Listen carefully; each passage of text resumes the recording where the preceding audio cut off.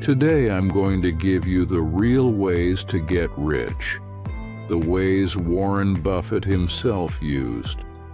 No hype, no shortcuts, no tricks. These are the 11 common-sense money principles from the greatest investor of all time, the man who turned patience into billions. And I'm sharing them with you because I've lived long enough to know that wealth doesn't come from luck.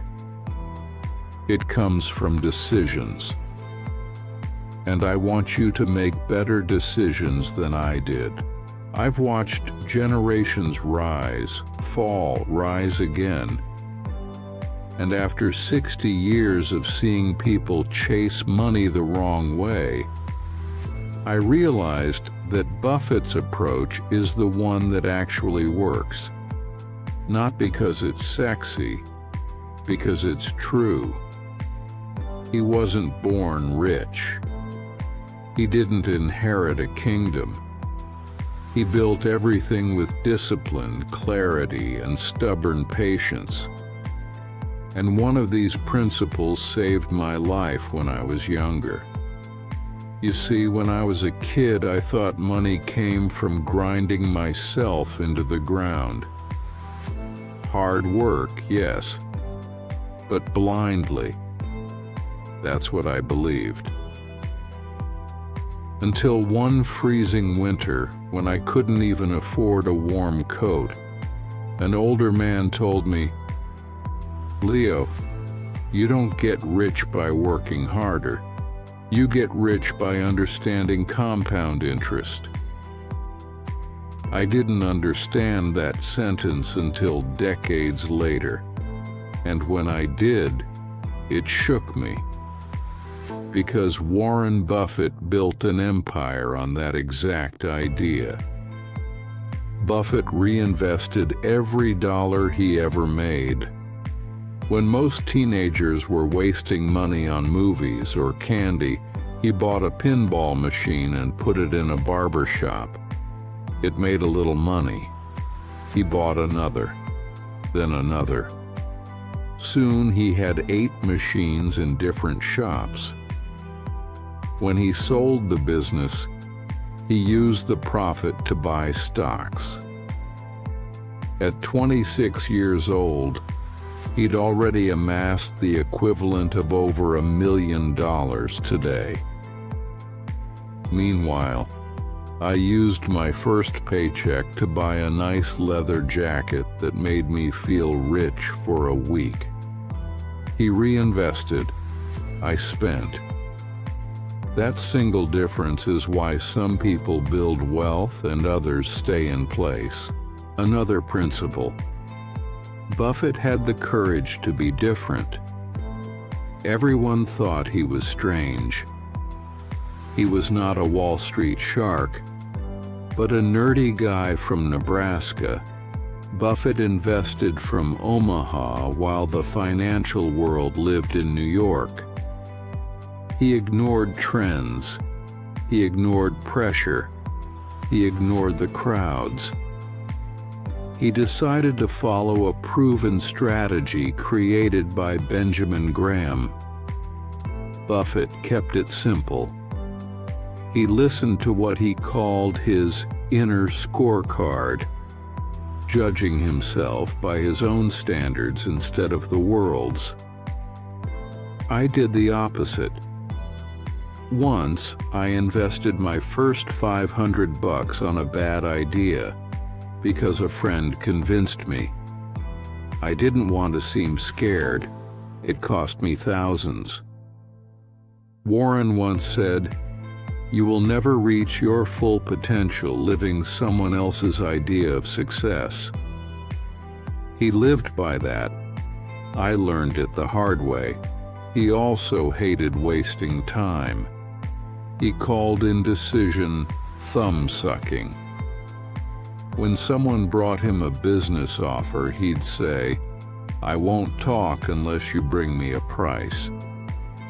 He made decisions fast because all the research was done before the opportunity appeared. I once lost a life-changing investment because I asked for one night to think about it. By morning, the deal was gone. Opportunities don't wait. They're like trains. If you don't get on, they leave without you. And he learned young to define a deal before starting. One winter, his grandfather hired him to shovel snow for hours. At the end, he gave him and a friend barely enough money to buy a soda. Buffett realized, if you don't set terms up front, you suffer later. I once lent money to a relative without any agreement. He said he'd return it in a month. It took him 3 years, and in the process, we damaged our relationship. Clarity avoids heartbreak. Buffett also believed in self-control. The most difficult task is controlling small expenses. He invested in businesses where managers obsessed over every penny. One owner he admired counted the sheets of toilet paper to ensure suppliers weren't cheating him. And they were. I used to waste money constantly. Premium coffee, new gadgets, silly subscriptions. One day I added up the numbers and realized I'd thrown away enough to buy a small apartment. I still feel sick when I think about it. He avoided debt like poison. He never borrowed large sums, not for investments, not for a house. He received countless letters from people who thought their debt was manageable, until it wasn't. I lived that nightmare. I owed so much that I was afraid to answer the phone. I sat in my car one night wondering how I'd let it get that bad. But I dug myself out, slowly. Debt steals your future. Wealth requires freedom. He admired persistence more than intelligence. That's why he bought Nebraska Furniture Mart in 1983.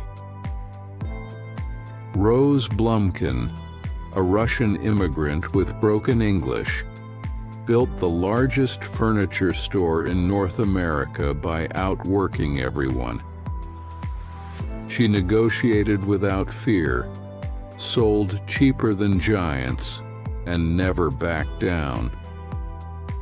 I knew a man like that. Ran a failing gas station.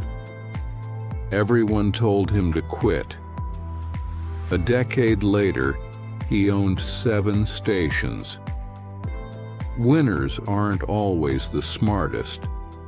They're the ones who refuse to stop. They keep fighting. That's called faith. But paradoxically, Buffett also knew when to quit. As a teenager, he lost money at a racetrack. Tried to recover it with another bet.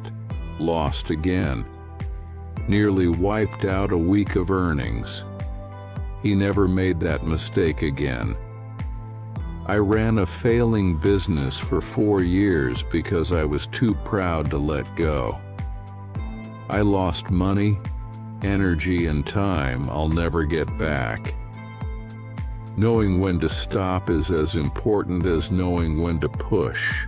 When his son faced legal trouble at his job, Buffett taught him another essential principle: assess the risks. He told him to imagine the best and worst outcomes. His son realized the worst outcome was catastrophic, so he quit immediately. I used that method once when everyone around me was investing in a guaranteed opportunity. It looked great, but the worst case was devastating. I walked away. Months later, it collapsed. And then comes one of Buffett's most powerful lessons: understanding people. Money comes from people, not machines. Human nature drives markets: fear, greed, impatience, hope. That's why Buffett says, the best investment you can make is in yourself. Learn communication, learn empathy, learn negotiation. Buffett became an expert in Dale Carnegie's teachings on communication, relationships, and human nature. I spent half my life learning money and the other half learning humans. I wish I had reversed that. And finally, Buffett understood the meaning of success. In 2006, he pledged to give away almost all his wealth. He said, "If you get to my age and nobody who you want to love you actually loves you, I don't care how big your bank account is. Your life is a disaster." I learned that truth when my brother passed away. He didn't take his achievements with him, only the love he gave and received. And now I want to tell you something that connects everything Warren Buffett ever did. The reason he became rich wasn't luck or timing. It was value investing. Not trading, not chasing trends, not gambling. Value investing works better than trading because it builds wealth steadily through patience, fundamentals, and compounding rather than reacting to short-term market noise. Buffett proved this by choosing value investing over every other method. He focused on finding businesses with intrinsic value, honest leadership, and strong competitive advantages. He bought them when they were undervalued, and he held them, sometimes for decades. Compounding did the heavy lifting. Trading demands constant attention, triggers emotional decisions, and amplifies fear and greed. Buffett's long-term approach avoided those traps. His entire career shows that discipline, fundamentals, and time outperform speculation. Value investing wasn't just his strategy, it became his philosophy. And long before Buffett was born, wisdom said the same thing. Proverbs teaches, "The plans of the diligent lead surely to abundance, but everyone who is hasty comes only to poverty." That Bible verse could have come straight from Buffett's mouth. Wealth isn't sudden. Wealth is a slow-growing tree. If you take these 11 principles and apply them even imperfectly, your life will change. You don't need genius. You don't need a special background. You need consistency, clarity, and enough patience to let time do its work. I rebuilt my life after losing everything. If an old man like me could do it, you can too. Start now. Start small. Start with one habit. Your future wealth is already waiting for you, but you have to build it. If Warren Buffett's timeless wisdom on becoming rich inspired you, don't let the train leave without you. Hit subscribe and join our community of value-driven thinkers. More lessons, more laughs, and more strategies to grow your wealth. straight from the greatest investor's playbook.